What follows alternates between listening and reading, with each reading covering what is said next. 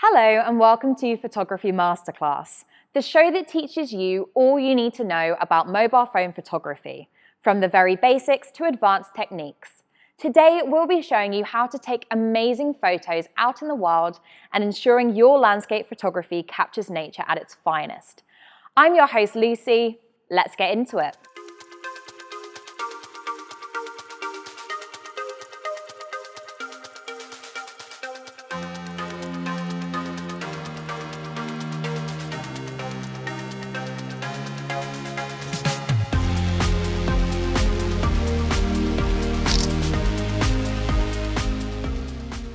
Thanks so much for joining us on our first episode of Photography Masterclass. So first things first, you may be wondering why mobile phone photography? Well, there are some advantages of shooting on your mobile phone. Your battery life is a lot better on mobiles, and it's a lot easier to edit and share your photos instantly, rather than using a traditional digital camera. Additionally, with today's technology, most mobile phones come with a set of lenses which you can use to capture beautiful photos, whether using the standard or pro photo mode. For today's episode, we'll be using the Samsung Galaxy S20. However, you can use whatever phone you have on hand. Now, the Samsung Galaxy S20 has a 12-megapixel ultra-wide lens, a wide 12-megapixel, and a 64-megapixel telephoto. Now, to get started, we'll need to go into the camera app. Once you're in the camera application, you will see three icons. These are used to display the various lenses you have to choose from. When you click them, it will display the level of zoom that you will have for your image, whether it's 0.5 ultra-wide lens or 3 times zoom. Depending on what device you're using, this will vary, however. Now, if we move on to settings. If you're using a Samsung device, they can be found at the top of your screen. If you're using an iPhone, you need to swipe up from the bottom. In terms of settings, you have the choice of turning the flash, self-timer, ratio, and filters.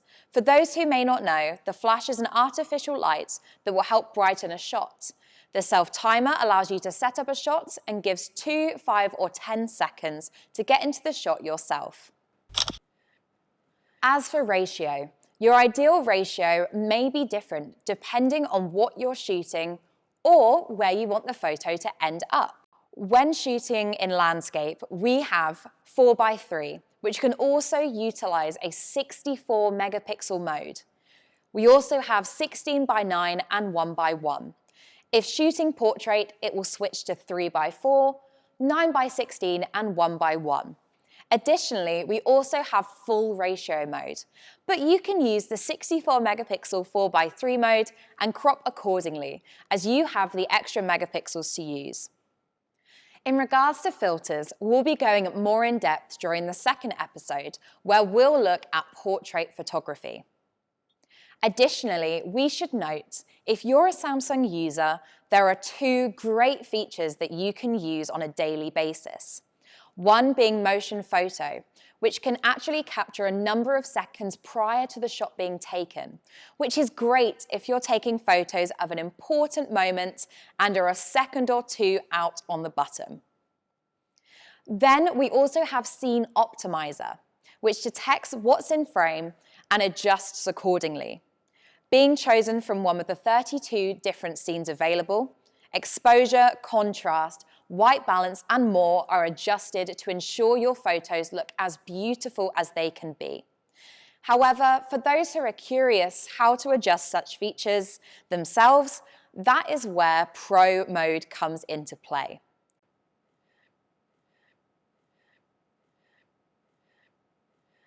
As for Samsung, it's automatically built into the camera app.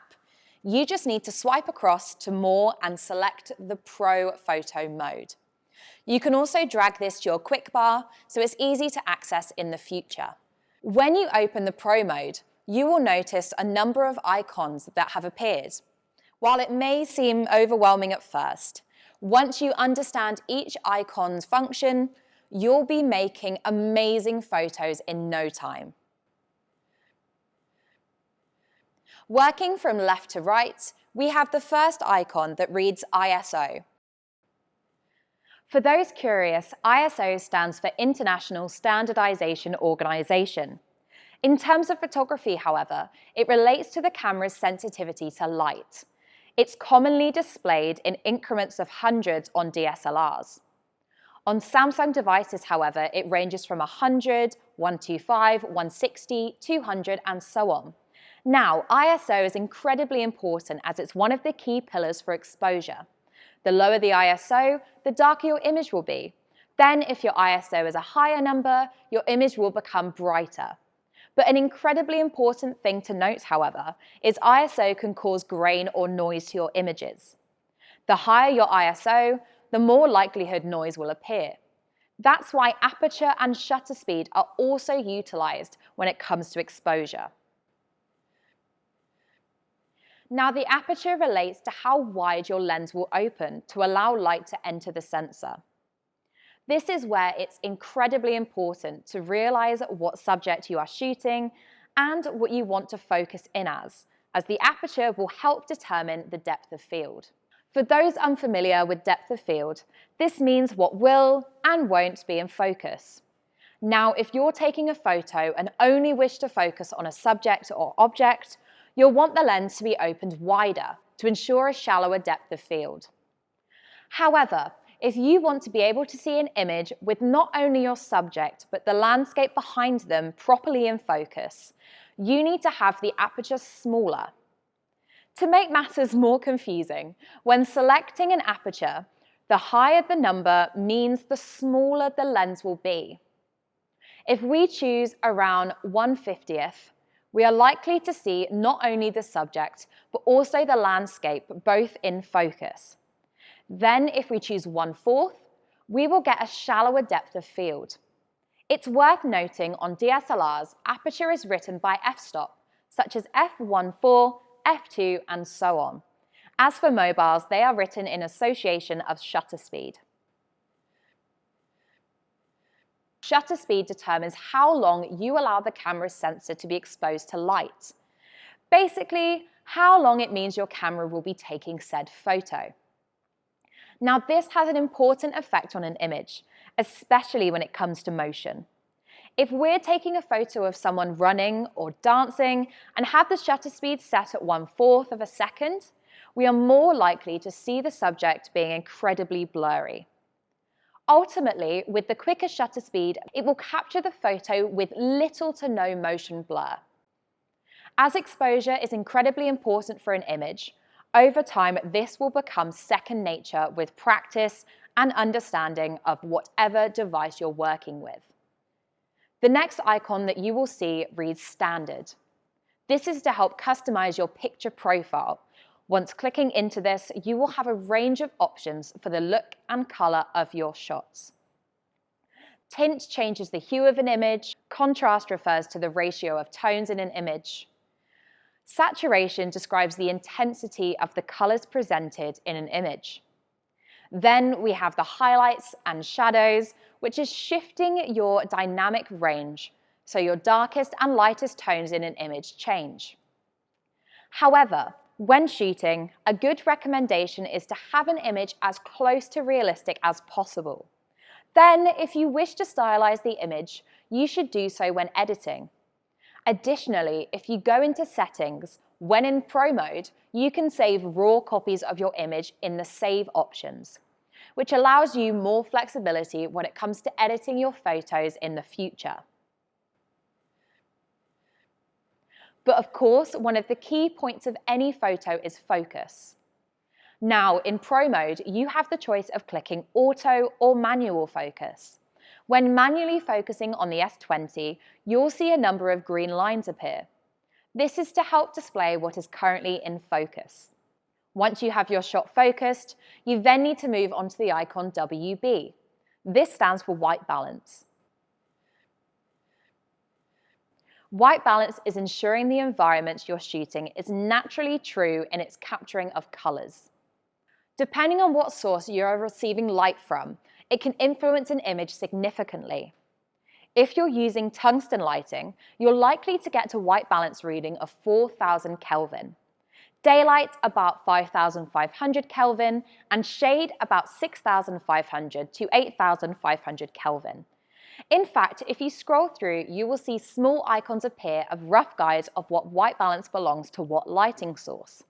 However, one thing to note, if you're shooting outside, the weather changes throughout the day, so you'll have to adjust accordingly with all key features.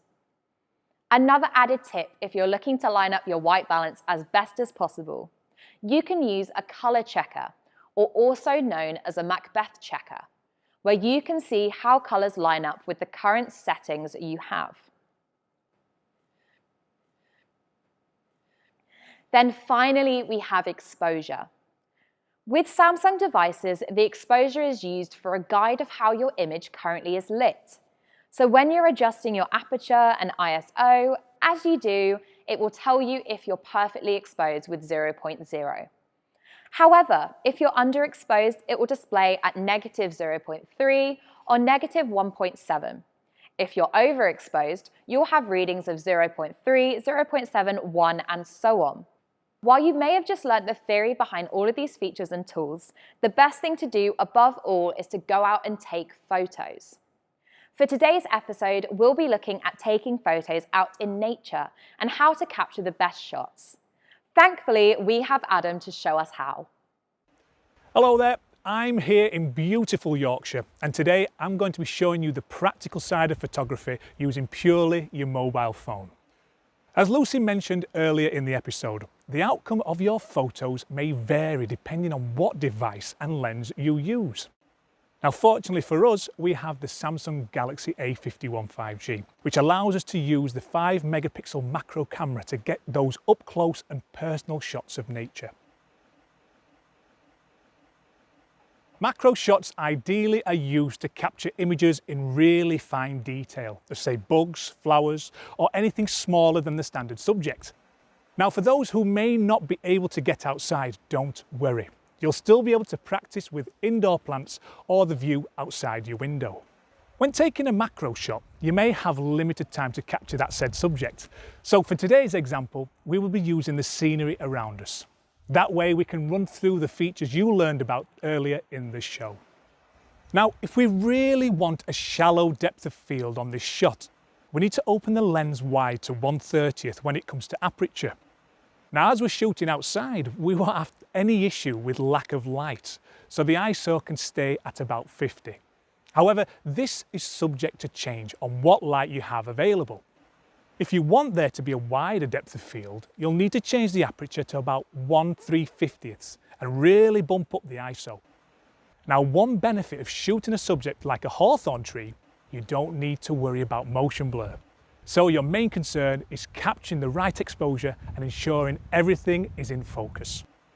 If we look at the focus function, we can actually see the icons of a mountain and a flower. So obviously for this, we want to go towards the flower because the focus will draw on something that is a lot closer. Then with that, we can take a couple of shots, change the settings, and then make our way up to the next setup. When out and about in nature, some of the best shots you can take are of course landscape shots. And whilst it's a bit of a hike to get to the top, fortunately for me, all I have to do is carry my phone, listen to a bit of Tina Turner, and I'll be at the top of that hill in no time. Now, once you've arrived at the top, you need to figure out your landscape shot. Now, most hikes or tourist destinations have set places to help guide where the best places are to take your photo. So for today's landscape shots, we will be using the Samsung Galaxy S20. Now, once you've figured out your shot, you line it up using either a tripod or taking the shot handheld. Now, for this demonstration, we will be using a tripod, but you'll still be able to take great shots without one. Now, much like before, we will be setting the ISO and the aperture. Now, this may change according to how much light we are receiving in the shot, but because we're outside, we probably won't have our ISO at a high number and instead be adjusting the aperture. Now, if you've been walking all day and you don't want to worry about using Pro mode, then fear not. You can switch over to Photo mode where you will have a scene optimizer that takes over and changes its settings for you. If we take a few shots of both the standard mode and pro mode, we will be able to see the differences. While both will be able to provide great shots, pro mode does give us that little bit more control.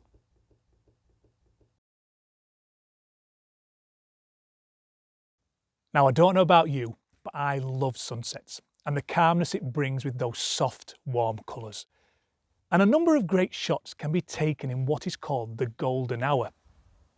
As it is classified before sunrise or shortly after sunset, the benefit of the golden hour is the sun is producing light at a low angle of 6 degrees above and below the horizon. Now, this helps produce a soft, diffuse light, which is fantastic as it doesn't create any harsh shadows and helps cast a warm colour temperature on whichever subject you choose. Now, depending on where you are in the world, it can last more or less than an hour. However, there are tools online where it gives you an estimate on what time the golden hour begins and will most likely end. Now, when you're taking a photo during golden hour, your ISO will be low and your shutter speed and aperture will sit in the 1/750th range, as we are dealing with direct sunlight into the lens. Therefore, we want to expose the shot incredibly low. Another benefit of shooting during golden hour is that it makes for fantastic portraits. This is something we will touch on more during episode 2 of the show, but for now, we are just going to show you how to shoot portraits out in nature. If you shoot the subject with the sun or source of light behind them, we won't see any detail on the face and we'll have the subject full of shadows. Now, utilising the sun as the primary source allows us to see a fantastic glow on the subject. When shooting portrait, you'll want the selected subject as the primary focus, so we will open the lens to provide a shallow depth of field. Then, once you've had your day's worth of photos, it's time to head back down the hill and head home for a nice cup of tea before another day of shooting. Thank you very much for that, Adam. And thank you very much for watching the first ever episode of Photography Masterclass. Now, while you may have learned all of the main features of shooting on your mobile phone and how to shoot in nature, we still have more to teach you.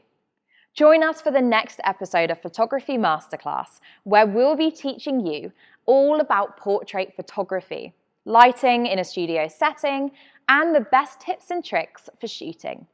Till next time, I'm your host Lucy. See you then.